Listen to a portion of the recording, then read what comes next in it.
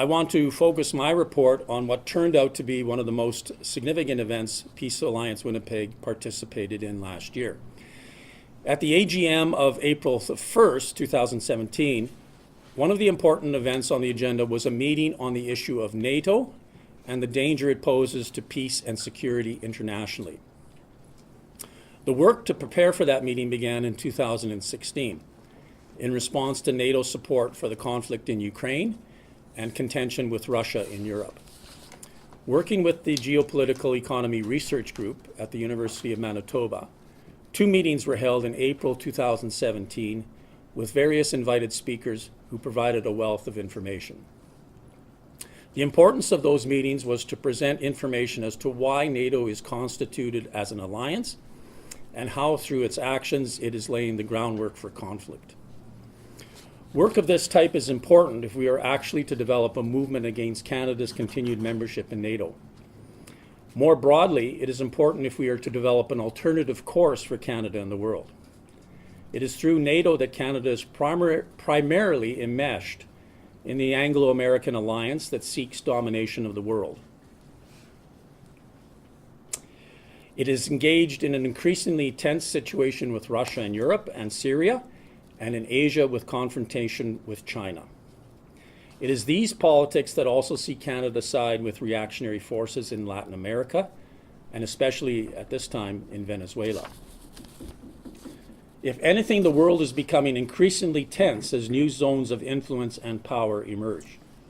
Almost 30 years after the collapse of the Soviet Union and major wars in Iraq, Libya, and Syria, the relationship of forces at work on the world scale has changed. How does this shape our work and set objectives for the peace movement? We have structured this AGM to deal with this. The overriding concern is that building an effective peace and anti-war movement is of highest importance. To do that, we need to work out positions on the issues that we respond to as a peace movement.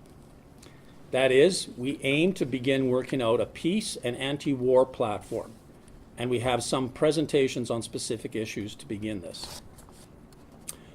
We have joining us today 2 representatives of the peace movement in Saskatchewan to inform us about their work. One of the plans for today's AGM is to form a Prairie Peace Partnership so as to coordinate and share work.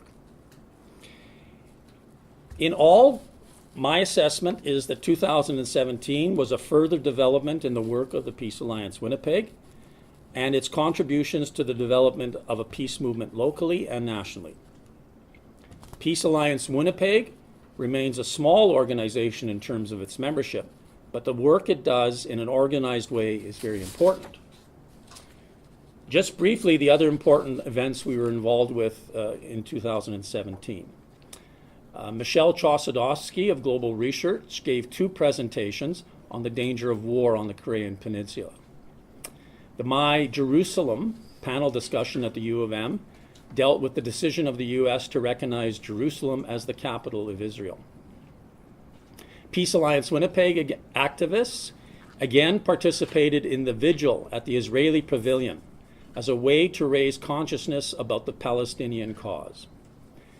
Peace Alliance Winnipeg again helped organize the Lantern Ceremony in commemoration of the bombing of Hiroshima and Nagasaki.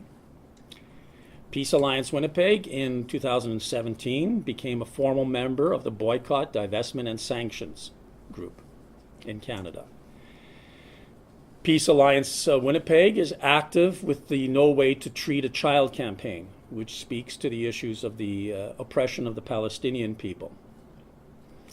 This fall, we are supporting the Israel, Palestine, and International Law Symposium, which is to be held at the University of Winnipeg.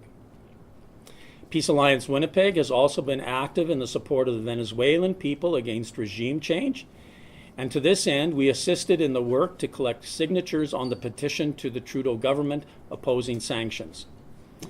Through this work, we have also been active in the Venezuela Peace Committee.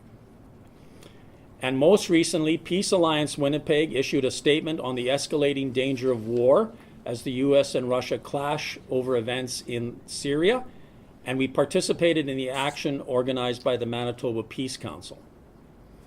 As you can see, there is no shortage of activities or issues we engage on, and we encourage everyone to participate. Peace Alliance Winnipeg meets once a month to plan work and discuss emerging issues and our response to them. And with these remarks, I will conclude my report and move it for the AGM to discuss. Thank you.